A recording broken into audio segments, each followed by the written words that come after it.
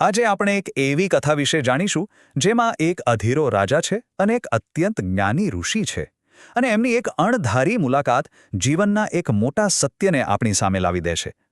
તો વાત છે સિંધુ સૌવીર દેશના રાજા રહુગણની. એ નીકળ્યા હતા જ્ઞાનની શોધમાં કપિલ મુનિના આશ્રમ તરફ.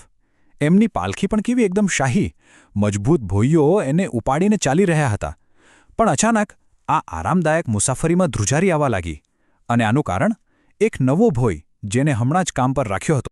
હવે રાજાનો બધો ગુસ્સો પેલા નવા ભોઈ પર જ હતો. પણ એ માણસ આવું શા માટે કરી રહ્યો હતો? આ સવાલનો જવાબ છે ને એના ભૂતકાળમાં છુપાયેલો છે.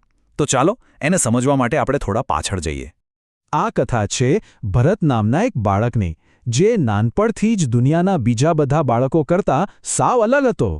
જુઓ, દુનિયા એને જે રીતે જોતી હતી અને એ ખરેખર જે હતો એમાં જમીન આસમાનનો ફરક હતો. જ્યારે બીજા બાળકો રમતા કૂદતા ત્યારે આ ભરત તો બસ ભગવાનના ધ્યાનમાં જ ખોવાયેલો રહેતો. એટલે લોકો શું સમજે એને વિચિત્ર ગણતા, કોઈ તો એને મંદબુદ્ધિ પણ કહી દેતું.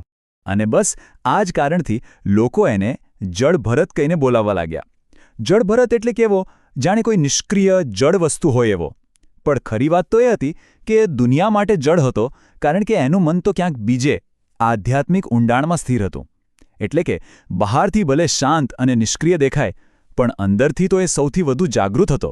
સારું, તો વર્ષો વીતી ગયા અને હવે આપણે પાછા આવીએ આપણી મૂળ વાર્તા પર, જ્યાં પેલા રાજાની પાલખી ધ્રુજી રહી હતી. તો થયું એવું કે રાજાના સેવકોને આ જ જડભરત મળી ગયા અને એમને પકડીને પાલખી ઉપાડવાના કામે લગાડી દીધા. તો પેલી પાલખી કેમ ધ્રુજતી હતી?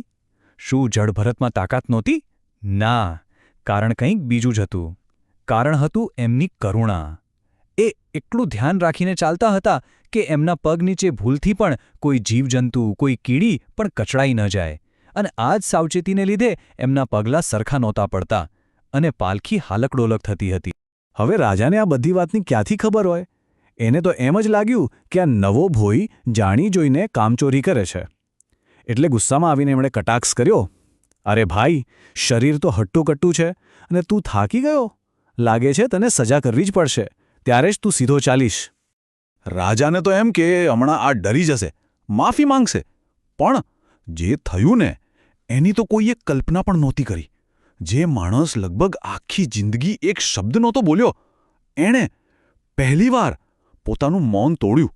જડભરતે એકદમ શાંતિથી જવાબ આપ્યો.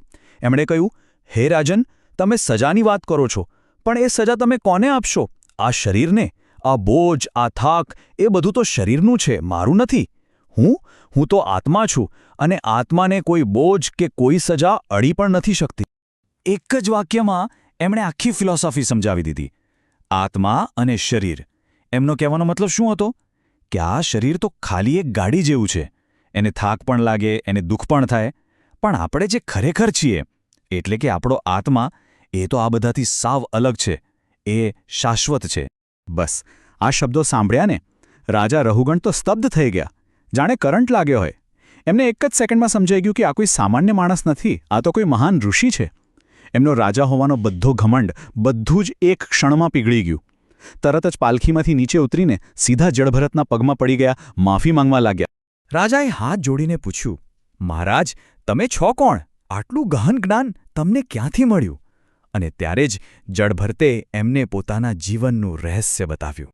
એમણે કહ્યું, રાજન, આ મારો ત્રીજો જન્મ છે. પહેલા જન્મમાં તો હું ખુદ એક બહુ મોટો સમ્રાટ હતો. પણ થયું એવું કે જીવનના છેલ્લા સમયમાં મને એક હરણના બચ્ચા સાથે લગાવ થઈ ગયો. અને બસ એ જ મોહને કારણે મારે બીજો જન્મ હરણ તરીકે લેવો પડ્યો.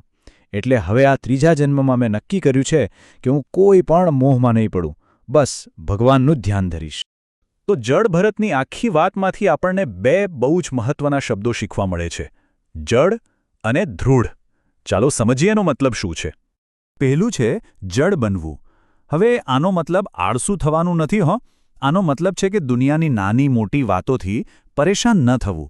કોઈ વખાણ કરે, કોઈ ટીકા કરે, સફળતા મળે કે નિષ્ફળતા, આ બધી બાબતોને આપણા મન પર હાવી ન થવા દેવી.